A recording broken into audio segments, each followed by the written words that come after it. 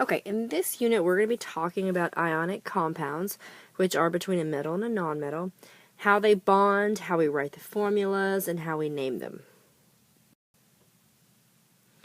So first we're going to talk about a Lewis dot structure.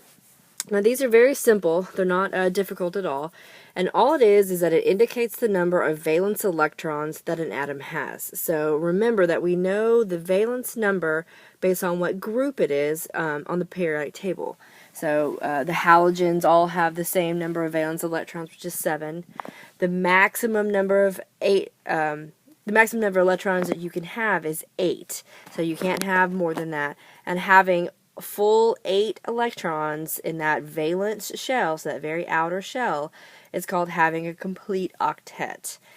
And having a full outer shell, and by shell we mean the orbit, so like how a Bohr model looks like the rings of Saturn, the very outside ring is where the valence electrons are, and to have a full outside ring means you have a complete octet, and that makes the atom very happy and very stable. Okay, so all Lewis dot structures is you're indicating the number of valence electrons that an element has by putting dots around it.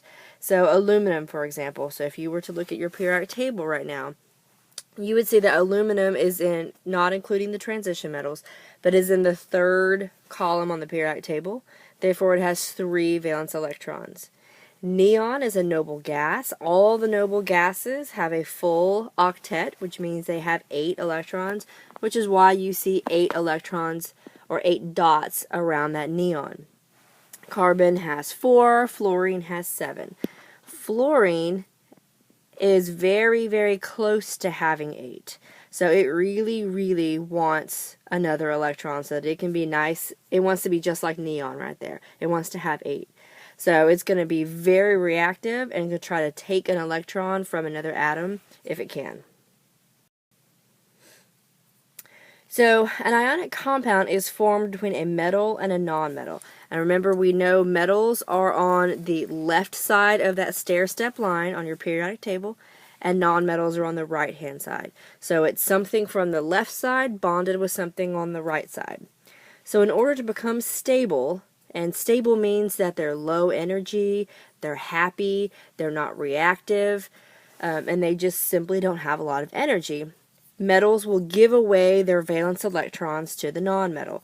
So the ones on the left side of the stair-step line will happily give away their electron to a nonmetal because the nonmetal wants it.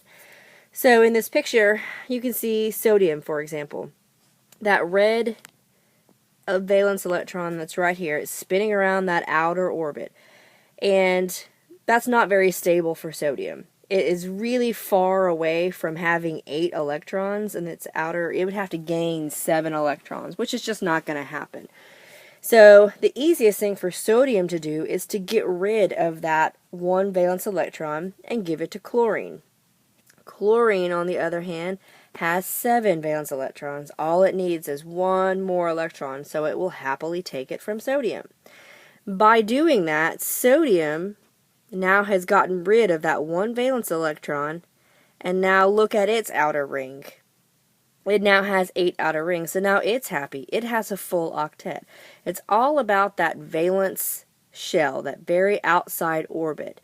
If that has 8, then the atom is happy. If it doesn't have 8, it's going to react with something, some other atom, until it gets it. In this case, sodium wanted to give away that red electron so that it didn't have anything in that outer ring. And now its outer ring is full. Its new outer ring is full. And chlorine gained the one that it wanted. And by doing that, they became what are called ions, meaning they have a charge, which is why you see the plus and minus next to the sodium and the chlorine symbol. The resulting loss and gain of the electrons creates these charged ions. A cation is the name of a positively charged atom. So you can remember that, how the T in cation looks kind of like a plus sign, and positive is a plus sign. So a cation gives you a positively charged atom. And this is because the atom gave away an electron. An electron has a negative charge, right? So it gave away its negative charge. By giving away some negative, it became more positive. An anion is the opposite, is a negatively charged atom, and because it gained electrons, so it took on more negative charge by taking that electron, and it therefore makes it more negative. So now that the metal has a positive charge and the nonmetal has a negative charge, because they gave away electrons and took electrons, this creates opposite charges. One became positive, one became negative. And now, because opposites attract, the two atoms are attracted to each other and form a strong ionic bond. So this would bond that sodium, that positive sodium is going to bond with that negative chlorine.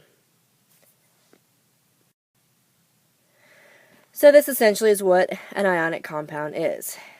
And when we're drawing this with the Lewis dot structures, so the first two that you see are the simple Lewis dot structures indicating how many valence electrons they have. Sodium has 1 valence electron, chlorine has 7 valence electrons, and then they react together. So this arrow here is indicating a reaction happening. Sodium has now given away its negative electron, making it positive. Chlorine has taken that electron and therefore become negative. And this is how we would draw the Lewis dot structure for an ionic compound. And we'll be practicing this in class. So by putting the two dots here in between the sodium and the chlorine, that's representing that they are bonded together. Now, naming ionic compound has several rules. And by following these simple rules, you can always name ionic compounds accurately. The first thing you do is you always name the metal first. Every single time the metal will be named first. Then you name the nonmetal. And then you change the ending of the nonmetal to IDE. For example, if you have magnesium, which is a metal, and it bonds with oxygen, which is a nonmetal, you name the metal, just name it magnesium. The nonmetal goes second, and I change the ending of oxygen to IDE, so it becomes oxide. So the wrong name would be magnesium oxygen. The correct name would be magnesium oxide.